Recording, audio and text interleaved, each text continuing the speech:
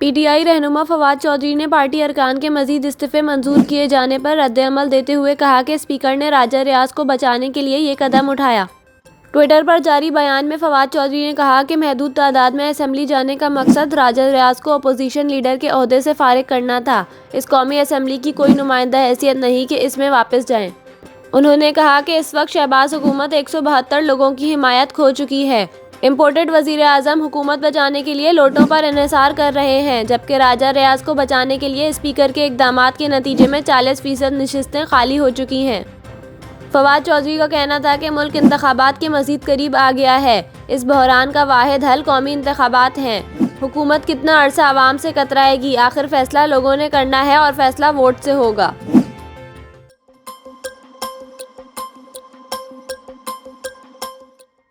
मुल्क भर में शदीद सर्दी की लहर बरकरार है और कराची में मंगल की सुबह यकबस्ता हवाएं चलने लगीं, जिसने शहर का दर्जा हरारत गिरा दिया। महकमा मौसमियात के मुताबिक कराची में आज सुबह दर्जा हरारत तकरीबन 60 डिग्री रिकॉर्ड किया गया।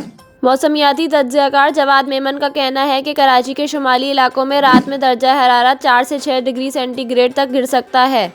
उन्होंने बताया कि औसती और मशरकी इलाकों में 5 से 8 डिग्री सेंटीग्रेड तक गिर सकता है। ताहम कराची के जनूबी इलाके में कम से कम दर्जा हरारत 9 से 11 डिग्री सेंटीग्रेड तक गिर सकता है।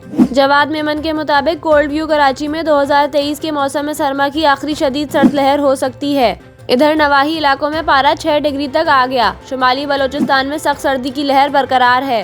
ज़ियारत में दर्जा हरारत मुनफी 17.8 सेंटीग्रेड तक गिर गया।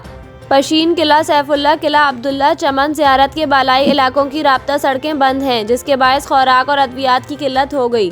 दूसरी जानिब पाक अफगान बालाई सरहदी इलाकों में मौसम की खराबी के सबब मोबाइल और इंटरनेट सर्विस मुअत्तल है।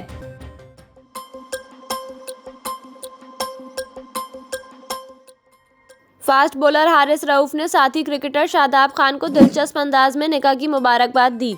इंस्टाग्राम पर शादाब खान के निकाह के ऐलान का स्क्रीनशॉट शेयर करते हुए हारिस रऊफ ने दिलचस्प स्टोरी शेयर की, जिसमें दर्ज था कि लगता है मेरा शादी वाला स्टेप पसंद आ गया, बहुत बहुत मुबारक हो।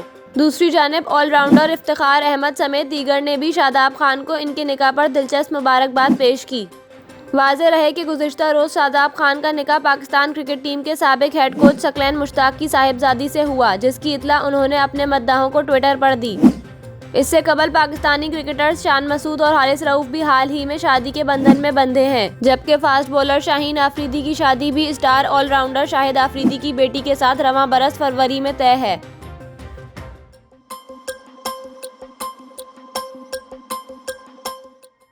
कौमी क्रिकेटर शाहीन आफरीदी की रियाजुल जन्ना में नफिल पढ़ने की वीडियो सोशल मीडिया पर वायरल हो रही है। हाल ही में शाहीन आफरीदी ने अपने मद्दाहों को उम्रा अदा करने की खबर दी और हरम शरीफ से कुछ तस्वीर भी शेयर की। एक तस्वीर में कौमी क्रिकेटर को खाना काबा के सामने एहराम बांधे खड़ा देखा जा सकता है, जिसके कैप्शन में अल्हम्दुलिल्लाह दर्ज था। अब सोशल मीडिया पर शाहीन की रियाजुल जन्ना में नफिल पढ़ने की वीडियो सामने आई है। दूसरी जानिब शाहीन की खाने काबा में उम्रा अराकीन की अदायगी के हवाले से भी एक वीडियो सोशल मीडिया पर वायरल है, जिसमें शाहीन को ऊंची इमारत पर खड़े मस्जिद नबवी का दिलकश नज़ारा करते तो दूसरी जानिब सफ़ा मरवा के मुकाम पर सही के लिए जाते देखा जा सकता है। इत्तलात हैं कि शाहीन आफरीदी उम्रा अदायगी के बाद वतन वापस लौट चुके हैं, जहां एयरपोर्ट पर शाहीन के अहले खाना की जानिब से इनका इस्तकबाल किया गया। इस हवाले से शाहीन की एक तस्वीर भी सोशल मीडिया पर ज़ेरे गर्दिश है।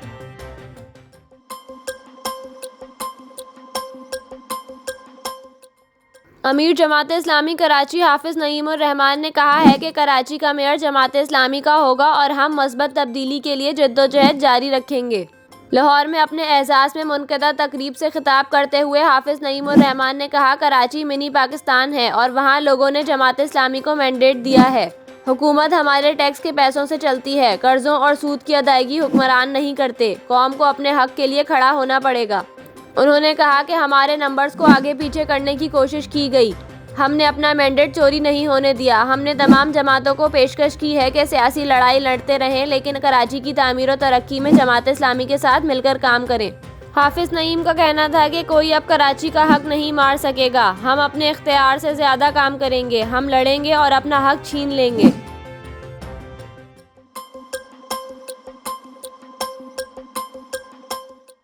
अगवा बराए तावान की वारदातों के खिलाफ पुलिस की कार्रवाई में 16 डाकू मारे गए। डीपीओ अख्तर फारूक के मुताबिक कच्चे में कार्रवाई के दौरान 16 मुगवियों को बाजियाब कराया गया है, जबकि सिंध पंजाब चेक पोस्ट पर 66 अफराद को अगवा होने से बचा लिया गया। दूसरी जानिब कच्चे के इलाके में डाकुओं से निपटने के लिए सिंध हुकूमत ने पाकिस्तान ऑर्डिनेंस फैक्ट्री से पुलिस के लिए जदीद हथियार खरीदने के लिए रुजू किया है। हथियारों में ड्रोन, बख्तरबंद और फायर पावर वाले हथियार शामिल होंगे। इसके अलावा सिंध पुलिस मशरकी यूरोप के मुल्क आर्मीनिया से भी जदीद राइफल्स और अंधेरे में कारगर जदीद दूरबीनियों और कमांडर एंड कंट्रोल व्हीकल्स की भी खरीदारी कर रही है।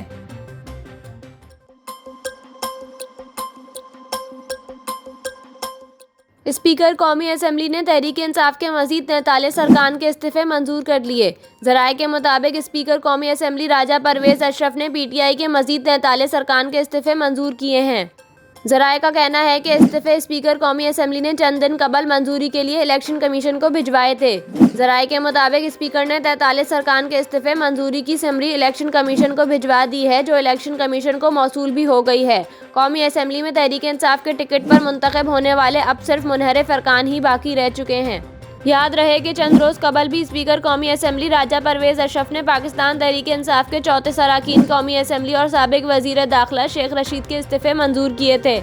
इसके अलावा स्पीकर कौमी असम्बली ने जुलाई 2022 में भी पीटीआई के 11 अरकान कौमी असम्बली के इस्तीफे मंजूर किए थे, जिसमें से कराची से रुकन कौमी असम्बली शकूर शाद ने अदालत में दरख्वास्त दायर करके अपने इस्तीफे की दरख्वास्त वापस ले ली थी।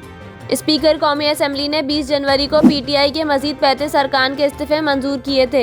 अब मजीद 43 इस्तीफों की मंजूरी के बाद मजमूई तौर पर पाकिस्तान तहरीक-ए-इंसाफ के 122 और शेख रशीद का एक इस्तीफा मिलाकर 123 अरकान के इस्तीफे मंजूर हो चुके हैं।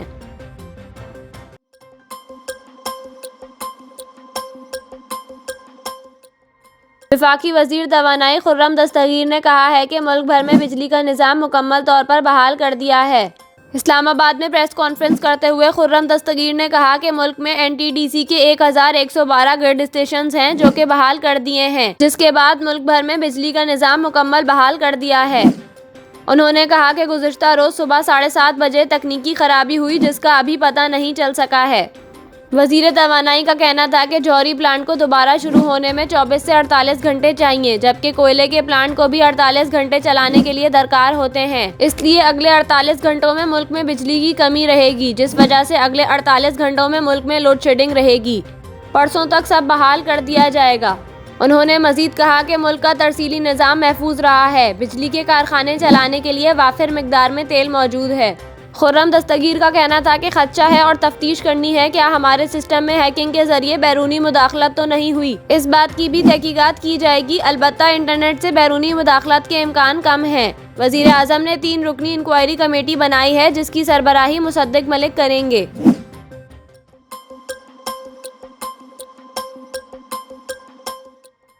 तर्जुमान के इलेक्ट्रिक ने शहर में बिजली की मजीद आग मचौली जारी रहने का अंदिया दे दिया। ट्विटर पर जारी बयान में तर्जुमान के इलेक्ट्रिक ने कहा कि गुज़िश्ता रात कराची और नेशनल ग्रिड के दरमियान राब्ता बहाल हो गया। नेशनल ग्रिड से राब्ता बहाल होने पर सप्लाई मजीद बेहतर करने में मदद मिली है। तर्जुमान के मुताबिक अहम तनसीबात बशमूल एयरपोर्ट, अस्पताल और वाटर पंपिंग स्टेशन वगैरह पर बिजली बहाल की जा चुकी है। इस वक्त के इलेक्ट्रिक के तमाम ग्रिड्स फेल हैं, जबकि इलाकाई सतह पर बहाली का अमल जारी है।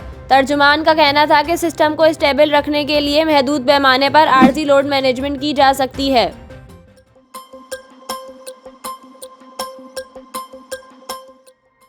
डिफ़ॉल्ट से बचने के लिए गैर मुल्की कर्जों के जरिए 10 अरब डॉलर्स जमा करने के हवाले से बढ़ती तलब के दौरान अब IMF ने मुतालबा किया है कि बातचीत के आगाज से कबल बजट पोजीशन और दीगर मामलात के हवाले से दिसंबर 2022 तक की मालूमात फराहम की जाएं।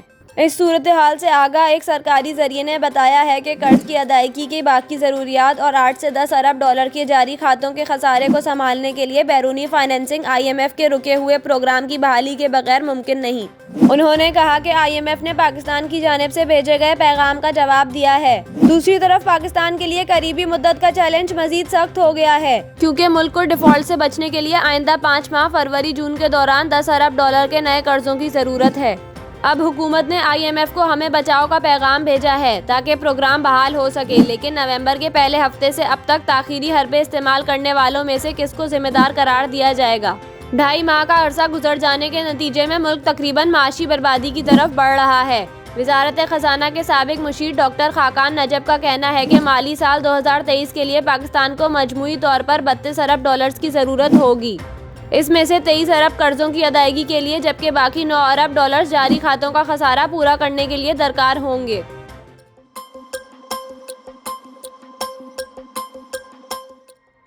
शहर कायद के मुख्तलिफ इलाकों में 24 घंटे के बाद आने वाली बिजली एक मरतबा फिर गायब हो गई। तफसीलात के मुताबिक बिजली बहाली के बाद गुलिस्तान जौहर ब्लॉक 8 में एक बार फिर लोड शेडिंग हुई है। इसके अलावा कश्मीर कॉलोनी, अख्तर कॉलोनी समेत PECHS और गार्डन के इलाकों में भी फिर बिजली की फराहमी मुअत्तल है। इधर मलीर, मॉडल कॉलोनी, रफ़ाए आम, अल-फलाह सोसाइटी में बिजली एक बार फिर गायब हो गई है। कश्मीर कॉलोनी, अख्तर कॉलोनी, यासीनाबाद, गुलशन शमीम, लांडी, खुर्रमाबाद में बिजली मुअत्तल है। लियाकताबाद C1 एरिया में 24 घंटे के बाद भी बिजली बहाल ना हो सकी। शहर के जिन इलाकों में बिजली मुअत्तल है इनमें नॉर्थ नाज़िमाबाद, गुलशन इकबाल के मुख्तलिफ इलाकों समेत फेडरल एरिया के चंद blocks, II Chundrigar road, Tariq road, Kharadar समेत एतराफ़ इलाके शामिल हैं। दूसरी जानिब वज़ारत तवानाई ने मुल्क भर के तमाम गर्ड स्टेशनों पर बिजली बहाल करने का दावा किया है। वज़ारत तवानाई के मुताबिक मुल्क भर में NTDC के 1112 गर्ड स्टेशंस पर बिजली बहाल कर दी गई है। बिजली की मौजूदा पैदावार 9704 मेगावाट है।